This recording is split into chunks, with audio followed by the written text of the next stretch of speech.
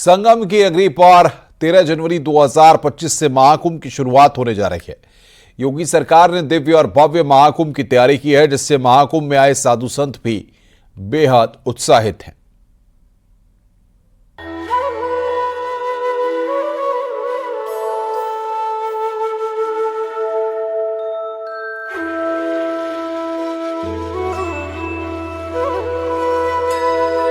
तीर्थराज प्रयागराज, जहां गंगा, यमुना और सरस्वती की त्रिवेणी है। महाकुंभ में सदियों से शंकराचार्य और अखाड़े लोगों के आकर्षण का केंद्र रहे हैं।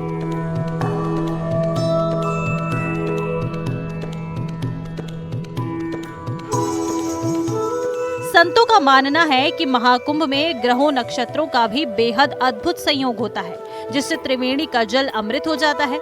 इस बार कुंभ भी बेहद भव्य होने जा रहा है, तो संत भी इसको लेकर उत्साहित हैं। कुंभ सभी अपने आप में अनूठे हैं और किसी की तुलना भी उचित नहीं होता है। हाँ, प्रयागराज का कुंभ क्या होता है, जो गंगा यमुना, गंगा जी जिस रेत को छोड़ देती है, जहाँ वहाँ पहले गंगा जी बह रही होती है, गंगा के जल का छिड़काव भी होता है, लेकिन जहाँ को गंगा जी बह रही होती है उस जगह के ऊपर ही ये सारे पंडाल आदि लगते हैं। और जो भी संत महात्मा, अखाड़े और जितनी धार्मिक आध्यात्मिक जितनी संस्थाएं हैं वो सब उसी पे, हमारे शंकराचार्य ये सब वहीं पर आते हैं, उसी परंपरा में, है ना।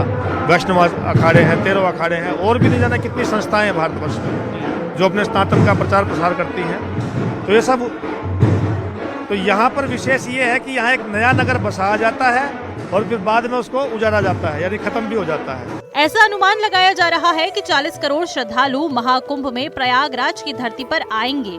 प्रयागराज में महाकुंभ का अपना अलग धार्मिक और आध्यात्मिक महत्व भी है, क्योंकि समुद्र मंथन के बाद 4 स्थानों यानी प्रयागराज, हरिद्वार, उज्जैन और नासिक में ही अमृत की बूंदें गिरने की मान्यता है, जहां कुंभ और महाकुंभ का आयोजन होता है। इन सब में भी प्रयागराज में इसका विशेष महत्व है। महाकुंभ सनातन की ऐसी परंपरा है जो सदियों से चली आ रही है। महाराज जी, ये बताएं कि महाकुंभ का आयोजन होने जा रहा है, आखिर महाकुंभ के पीछे जो इसका धार्मिक पहलू वो क्या है? देखिए, महाकुंभ का आयोजन प्राचीन काल से चला आ रहा है। इस समय महाकुंभ का आयोजन अपने चरम गति पे है और कुंभ का है जो हमारा पुण्य लाभ का वो ग्रह नक्षत्र जो होता है वो प्रारंभ हो गया है। महाकुंभ से पूरे विश्व को सनातन का संदेश जाता है, भाईचारे का। और महाकुंभ पर्व पे आप देखेंगे कि एकता का प्रतीक महाकुंभ मेले में आपको देखने को मिलेगा, सुनने को मिलेगा। और सर्वे भवन्तु सुखिनः, ये जो भाव है, ये जो श्लोक है, इसका साक्षात्कार आपको महाकुंभ मेले में मिलेगा। अमृतकाल में त्रिवेणी में स्नान करने से पुण्य लाभ मिलता है। प्रयागराज में होने वाले महाकुंभ में इस बार जिस तरह की तैयारी की गई है, लोगों को अपनी संस्कृति से रूबरू होने का मौका भी मिलेगा।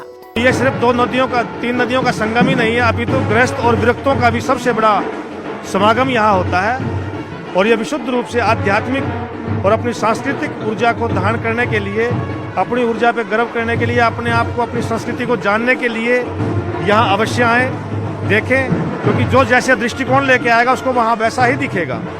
दूसरी बात, कुंभ में जो आने वाले श्रद्धालु हैं उनसे मैं यही कहना चाहूँगा कि ये कोई पिकनिक स्थल की तरह ना आए यहाँ, कि सिर्फ घूमने फिरने के लिए नहीं, ये विशुद्ध रूप से सांस्कृतिक और आध्यात्मिक चिंतन लेकर के आए। तो श्रद्धालुओं के लिए कुंभ में इस बार बेहद ही खास व्यवस्था भी की जा रही है। हर उन चीजों का ध्यान रखा जाएगा जिससे किसी भी यात्री को कोई असुविधा ना हो। न्यूज़ 18 के लिए प्रयागराज से सर्वेश दुबे की रिपोर्ट।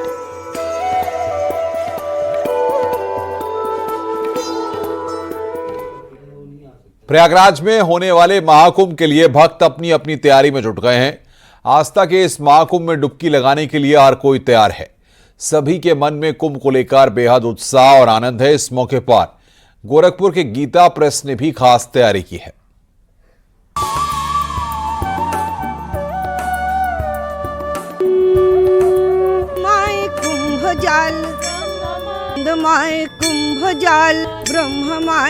प्रयागराज में संगम किनारे कुंभ नगरी सज गई है। तैयारी पूरी है और पहला स्नान 14 जनवरी को है। अलग अलग शहरों से संत अब प्रयाग की ओर कूच करने लगे हैं। काशी में चूंकि सभी बड़े अखाड़ों के मठ हैं, आश्रम हैं, और इसीलिए यहाँ से भी अब संत कुंभ की ओर जा रहे हैं। जाने से पहले कैसा माहौल है ये बताने के लिए हम आपको काशी से लेकर प्रयाग की हर तस्वीर दिखा रहे हैं और सुना भी रहे हैं। कुंभ में जाने के लिए काशी के अलग अलग मठ मंदिरों के सन्यासी और सन्यासिनी तैयारी में जुट गए हैं। सभी अलग अलग तारीख को संगम पहुंचेंगे। सभी के लिए सरकार ने जमीन अलॉट कर दी है और वहां पर उनके पंडाल के साथ ही अन्य व्यवस्थाएं होना शुरू हो गई हैं। विश्व विख्यात मां आनंदमयी मठ की सन्यासिनी और ब्रह्मचारिणी भी कुंभ में जाने की तैयारी कर रही हैं। सभी के मन में कुंभ को लेकर बेहद उत्साह और आनंद है कि कुंभ में ऐसे ग्रह राशि जो संयुक्त होते हैं तो वो जल ही अमृतमय हो जाता है। इसलिए श्री माँ ने यह श्रीमुख से ये वाणी निकली थी, ब्रह्ममय कुंभ जल। ये जो जल है वो ब्रह्ममय है, यह जो जल है वो आनंदमय है।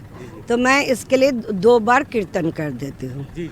ब्रह्ममय कुंभ जल, ब्रह्ममय कुंभ जल, ब्रह्ममय कुंभ जल, ब्रह्ममय कुंभ जल, ब्रह्ममय कुंभ जल, ब्रह्ममय कुंभ जल, आनंदमय कुंभ जल, आनंदमय कुंभ जल, आनंदमय कुंभ जल, आनंदमय कुंभ जल।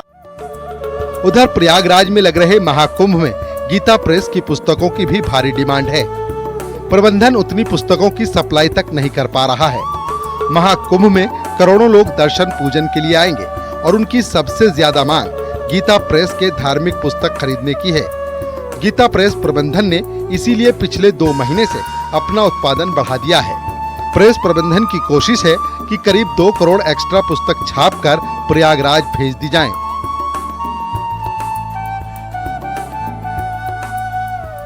गीता प्रेस अपनी पूरी तैयारी तो कर रहा है लगभग 2 महीने पहले से ही।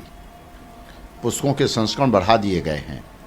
जो पुस्तक हम सामान्य रूप में 5-7 हज़ार छापते थे उसको 15-20 हज़ार कर दिए हैं, क्योंकि एक तरफ तो जो हमारी ब्रांचें हैं उनको पुस्तक हमको देना होगा, दूसरी तरफ हम अतिरिक्त पुस्तकें छाप के कुंभ में उपलब्ध कराएं। लेकिन जैसी कि संभावना लग रही है कि इस कुंभ में भी हम लोग पूरी पुस्तक मांग के अनुरूप उपलब्ध नहीं करा पाएंगे। इसका कारण है कि जो हमारे पास सब साधन हैं वो सीमित हैं। उधर प्रयागराज कुंभ को सुरक्षित करने के